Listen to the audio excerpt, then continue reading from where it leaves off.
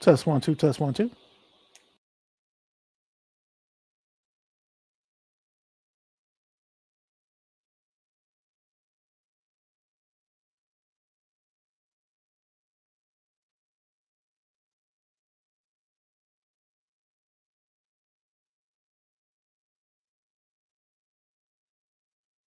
And we are live and we are back. We're live and direct.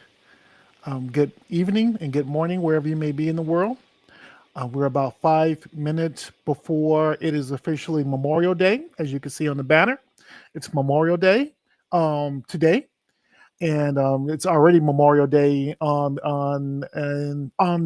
the East Coast.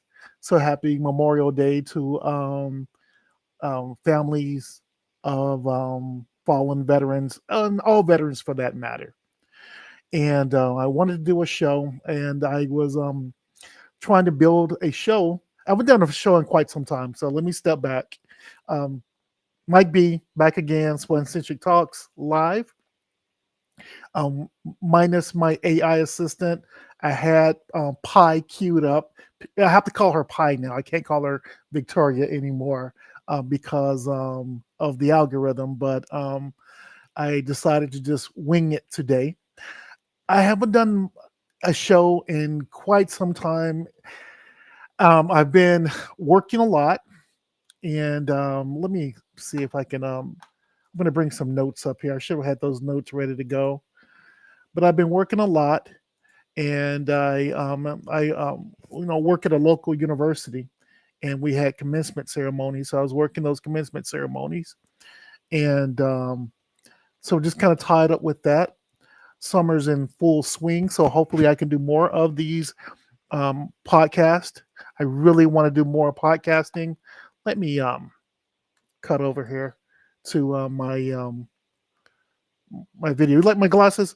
So these are my these are my new spectacles. I like them. They have the amber tint, so everything's amber looking, and they are reading glasses. I just thought they were cool. They were given to me as a gift, so thought I would rock them out tonight. A little something different. Um, yeah, So got my cool glasses on, rocking out. Off tomorrow, holiday, of course. But the last show that I gave, I was giving a shout out to the new Michael Jackson movie. Of course, the YouTube stream got shut down, I believe, because I played a song, State of Shock or something like that. And the algorithm didn't like it and immediately shut that down. So that video is offline. I can re-upload it. I would have to take that music out or mute it. I just haven't had a chance to work on it yet. But I did have the opportunity to see the Michael Jackson movie. And if you are a Michael Jackson fan, you have to go see that movie. It's a beautiful movie. Let me get this out of here. It's a beautiful movie. Jafar, his nephew, the son of Jermaine Jackson, uh, played the movie to the T. He spoke like Michael. He walked like Michael. He acted. He all Michael's mannerisms and the dancing was down to a T. So if you're Gen Xers, baby boomers, Gen Xers, people in my peer group of how I grew up with Michael Jackson, it'll be a step back in the past for you, and you might get a bit emotional watching the movie because it's like jumping in a time machine, going back to those beautiful times in the late '70s and early '80s. Definitely a beautiful walk down memory lane. You have to see the movie. For the new people out there, this is the opportunity for you to get hip to some good music and good dancing, and just it was a wonderful time when I lived it. If you live it, these young what do you call them, Gen Zers and millennials and things like that.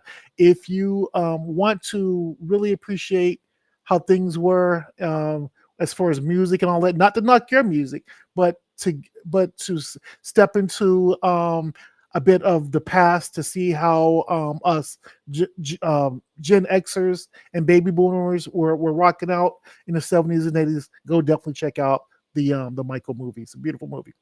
So I did that. And there's a lot going on.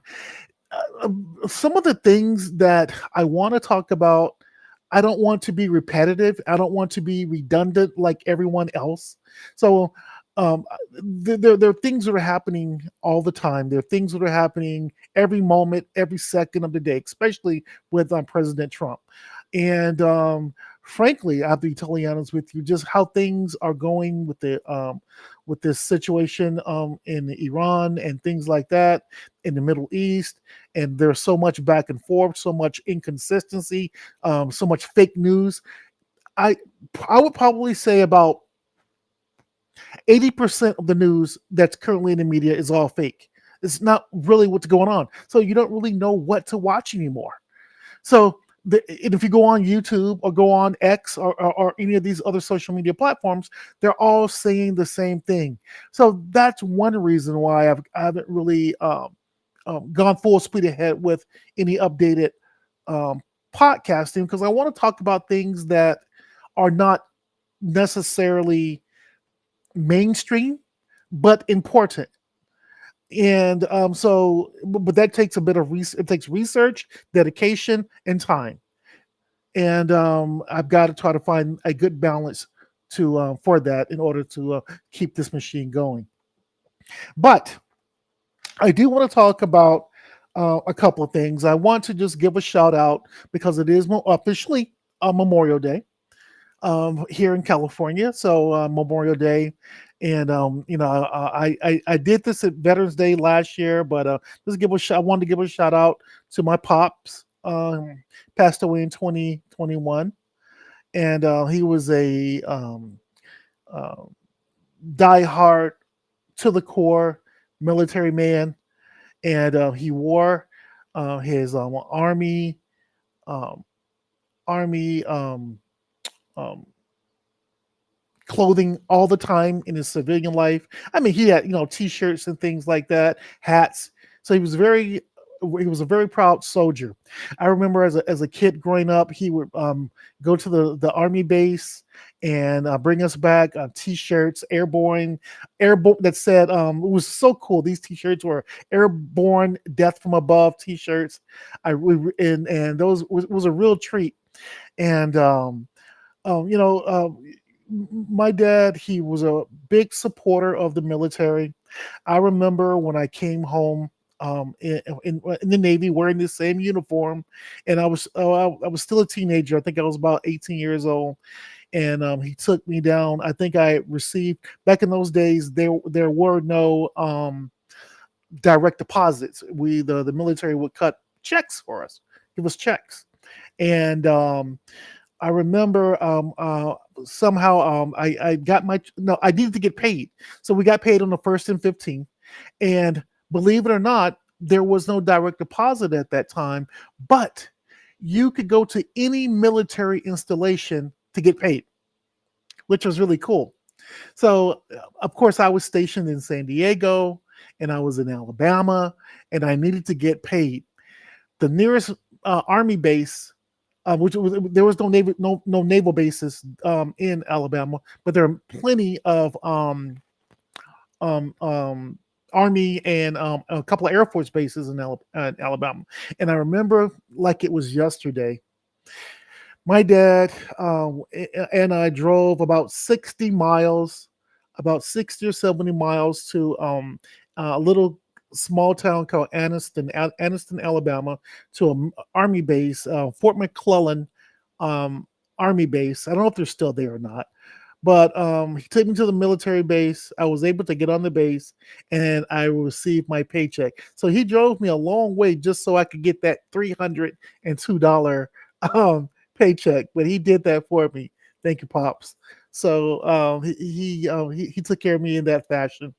And I remember I would come home on leave and he would always have um, um, food prepared for me, chicken wings and beer and things like that. So some of my favorite food. So he took care of me.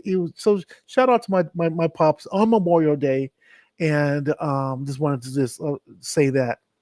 So Memorial Day, just so that you know, we celebrate two military style holidays here. Memorial Day, um, it pays respect to our fallen military service members.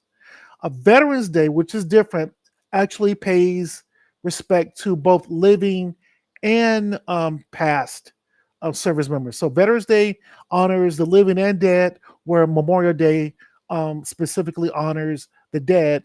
But they are two very important federal holidays that we observe here in the U.S. So just want to just point that out, just so that you know the difference with that. But they are both equally as important. By the way, I want to say I want to pay respects to all armed forces from around the world, because we all fight for a purpose, whatever that purpose may be. It's not for me to determine. It is service to your country, whatever country you are from. And I don't think any of us wake up um, or wanting to be soldiers and die for our country, but we know that we do what we have to do that, and it shows honor and it shows pride for our fellow man, and we have to protect our our people, our population, and that is why we have our armed services all over the world to protect those who cannot protect themselves. So I just want to let you know that. So, with that being said, I just a couple of things. So today is Memorial Day, but I want to give a shout out to I want to pronounce this right. There were a couple of holidays that I was able to kind of understand and appreciate in Israel. I believe the last holiday was called Shavuot. Shavuot was how about I pronounce that right? Shavuot, which is the when the Torah was delivered to the Israelites at Mount Sinai. So that was a very important holiday that was recently observed. I believe it's observed on sundown on the 21st and all the way until sundown on the 23rd. So shout out and happy Shavuot to the Israeli audience out there. I'm trying to get it. So I wanted to do that as well.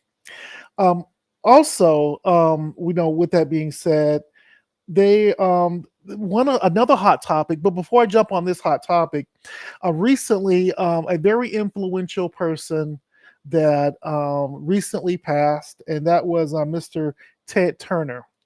And Ted Turner, I don't have a clip that, which is why I'm late for this show. I was trying to get some clips ready, but it takes time to produce the material, do the editing, and upload. So I wasn't able to get everything. But those who know, Ted Turner, he was the founder of CNN, 24-hour news. And the reason why I'm mentioning this is because Mr. Turner was so influential with our modern day social media.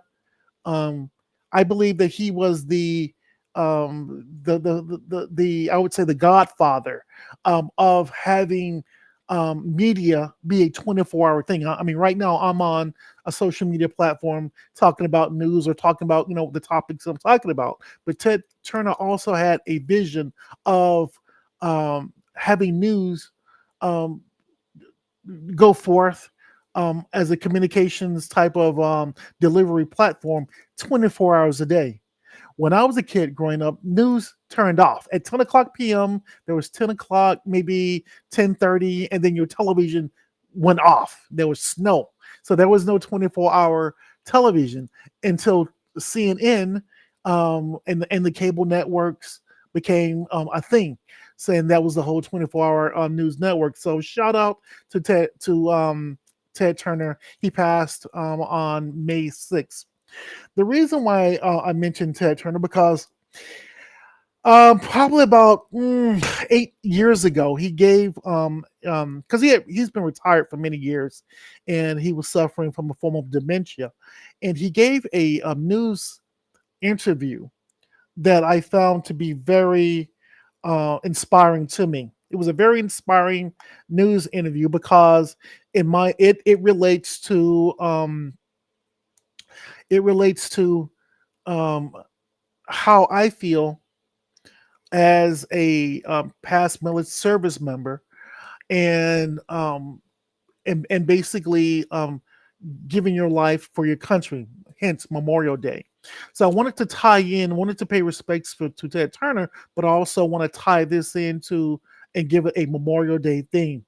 And so he actually gave a very famous quote that I love and adore to this day, and I actually live by this because I think it's a part of me as well.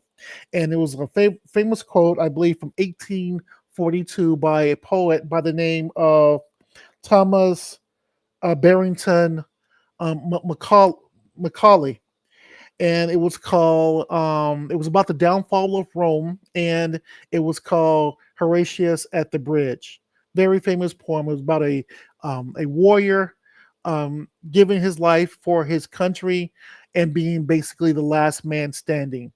I want to give you a clip of Mr. Turner quoting that very famous poem in one of his last interviews. But this is from about 7 years ago.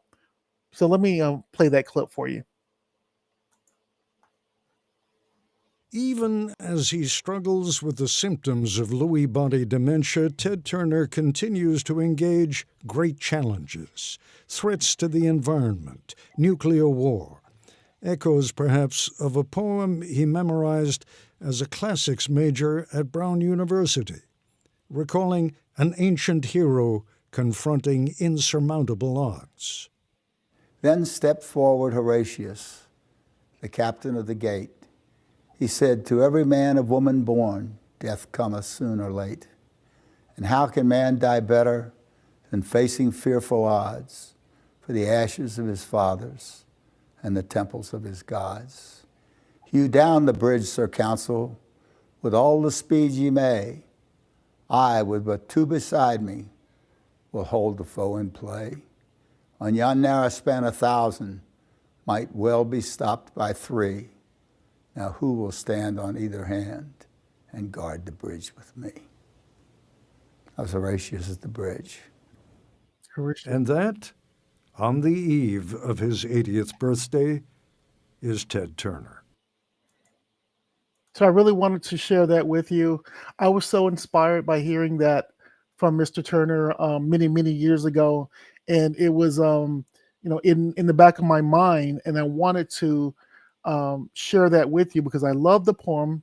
I admire Mr. Turner, and the premise behind the poem is how I live my life to this day. You know, I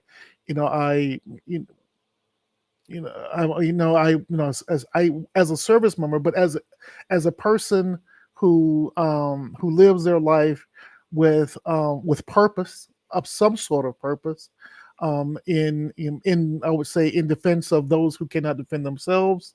I would be more than um, willing to stand at the gate um, on behalf of others that need me. So I believe there was a famous poem. I forget the author, I forget his name. I think it was Edmund Burke, who said that the only thing necessary for evil to prevail is for good men to do nothing. And I do live by that. So I just want to just share that with you, Mr. Turner. So let's shift gears for a second. So we talked about Memorial Day, but I want to talk about something that's really on my mind, and I think this is going to be a different type of show, a whole nother show with a whole segment that I need to really dedicate and do a lot of leg work on this subject matter. But right now, I'm just going to just skim the top of it right now. In the media, there has been a lot of talk about aliens, and it's almost mainstream media, constant media. It's in the media constantly on all networks, on all social media platforms. Why now? Why now? is this the subject of discussion? And it seems like this subject of aliens is the timing of it is coincides with a lot of other things that are happening. War in the Middle East. Um, there's a lot of there are people um, that are being hurt in the name of religion. Last week, a mosque here in San Diego, a few people lost their lives where a mosque got shot up, and subsequent to that, the shooters killed themselves. So in the name of religion and things like that. Now we're talking aliens. Last summer in 2005, Avi Loeb, a Harvard professor, talked about a comet that passed through our solar system, three eye atlas, and Avi Loeb thought that um, the, the comet that was traveling through our solar system um, was traveling in and making maneuvers that were not consistent with the typical comet. So even Avi Loeb, one of our premier um, astrophysicists, even questioned whether it was extraterrestrial in nature, or definitely interstellar in nature, but was it extraterrestrial, like some type of probe, alien probe? So all this is coming kind of like to a head. It's coming to a center point.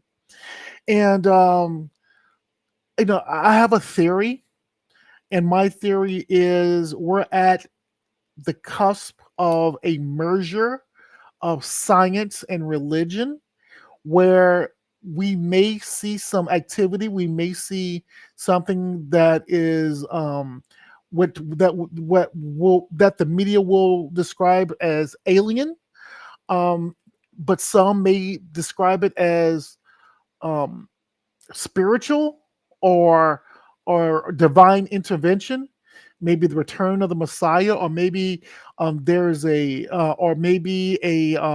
mass disappearance of a lot of people. A lot of religious people call it the rapture, and maybe it's and maybe they will confuse that with alien abductions. So you have the spiritual aspect of the rapture, but then now you bring in science and extraterrestrials that would say, well, I don't believe in anything spiritual, but no, you're saying that they're aliens. So maybe all these people have been abducted. So I see that there's some type of something. I think that we are being primed. It seems like the media is priming us for some type of event. Because if it's I'm going to tell you why. If you prime for something, then you expect it. It's like, oh yeah, well, they've been talking about that. Yeah, we were kind of expecting it. But if you say that it's alien or science driven, you're not going to associate that with anything that's supernatural. Which means that if you can explain it logically, then you're more accepting of that. If it's supernatural, you might pass out if you see someone flying through the air or someone levitating, because the mind isn't accepting of something that is supernatural, but it is accepting of things that are science based. So it almost seems like we're being primed for some type of event. The other thing is, if there are aliens, out there, then it changes the whole dynamic of religion. Religion has to be redefined. Who brought us here? Aliens brought us here. So you're saying that God did not bring us here? We're brought here by aliens?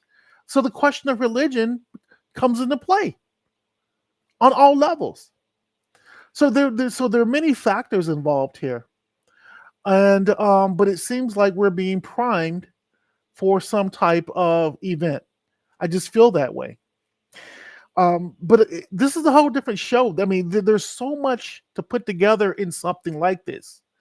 The merger of of this alien way of thinking. The fact that there are aliens out there. I was reading an article earlier today about 4 types of aliens that we've encountered: reptilians and nomad nomads and all these insects and the grays and all this things. These are conversations that we've been talking about for many years. Now all of a sudden the documents are been declassified and it's in the public.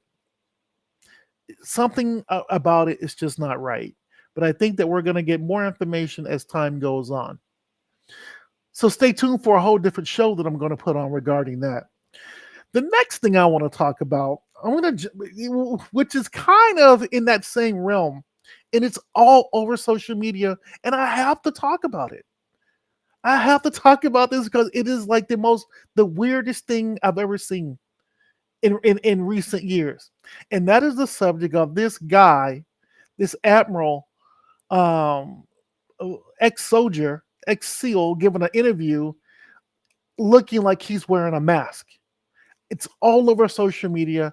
And I must say, I have no explanation for this. I don't think anyone else does. Let me play the clip as a refresher. Weirdest thing ever.